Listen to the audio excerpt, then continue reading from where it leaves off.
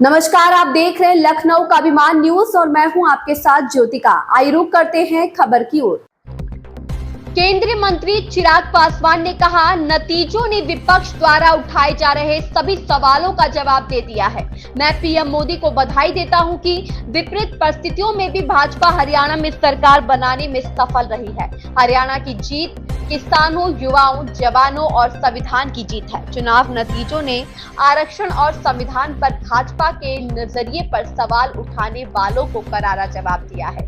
हरियाणा विधानसभा चुनाव में कांग्रेस द्वारा हार के लिए ईवीएम को जिम्मेदार ठहराए जाने पर उन्होंने कहा, कांग्रेस की सहयोगी नेशनल कॉन्फ्रेंस को भी ईवीएम पर ऐसे आरोप लगाने चाहिए। एक समय में दो राज्यों में चुनाव होते हैं, जब नतीजे कांग्रेस के पक्ष में आते हैं तो सब ठीक रहता है, लेकिन जब नतीजे उनके पक्ष में नहीं आते हैं तो वे कहते हैं कि यह व्यवस्था की जीत है, लेकिन लोकतंत्र की हार है। यह सोच बहुत गलत है। जब तक कांग्रेस हार स्वीकार नहीं करती और आत्म मंथन नहीं करती, तब तक ऐसी चुनावी हारें जारी रहेंगी।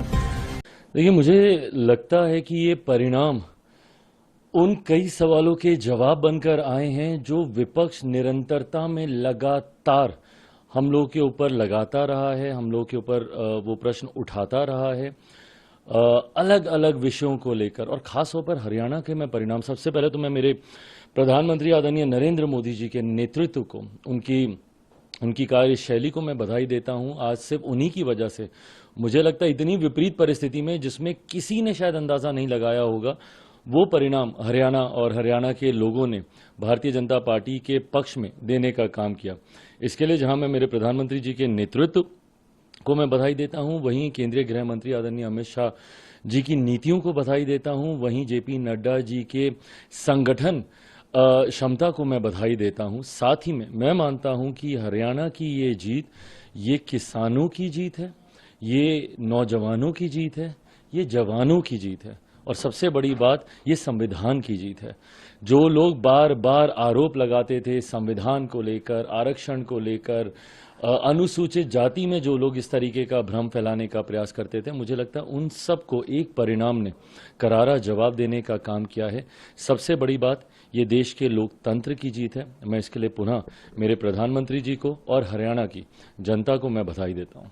आपका की जीत है और कांग्रेस पार्टी कह रही है कि लोकतंत्र की हार है और सत्ता की संगठन की जीत है, और साथ में वो यह भी कह रहे हैं कहीं न कहीं इशारों में ईवीएम पर भी आरोप लगा रहे हैं। देखिए, जहां पे कांग्रेस हारती है, मैं चाहूंगा ना कि बताएं इस तरीके के आरोप वो और उन्हीं का सहयोगी दल एनसी लगाए ना जम्मू कश्मीर में। एक समय में दो राज्यों में चुनाव होते हैं, एक राज्य के परिणाम आपके हिसाब से तो वहां सब कुछ सही, वहां ना तंत्र, वहां सिर्फ लोकतंत्र, और जहां पर परिणाम आपके हिसाब से नहीं आते हैं वहां पे तंत्र की जीत है और लोकतंत्र की हार है। ये सोच गलत है। और कांग्रेस जैसी पार्टियां जब तक सही मायनों में हकीकत को एक्सेप्ट नहीं करेंगी और आत्ममंथन नहीं करेंगी, तब तक चुनाव दर चुनाव यही परिणाम आते रहेंगे। दिक्कत यह है कि लोग आत्ममंथन नहीं करते। इस चुनाव के बाद भी हार का ठीकरा किस पे फोड़ना है, तैयारी उसकी की जा रही है। ईवीएम को दोष देना है, चुनाव आयोग को दोष देना है, किसको दोष देना है, इस बात की तैयारी की जा रही है। वो आत्ममंथन नहीं किया जा रहा कि अंतर कलह क्या इसका कारण है, क्या लोगों के बीच सही मुद्दों को लेकर जाना क्या इसका नहीं लेकर जा पाना क्या इसका कारण है।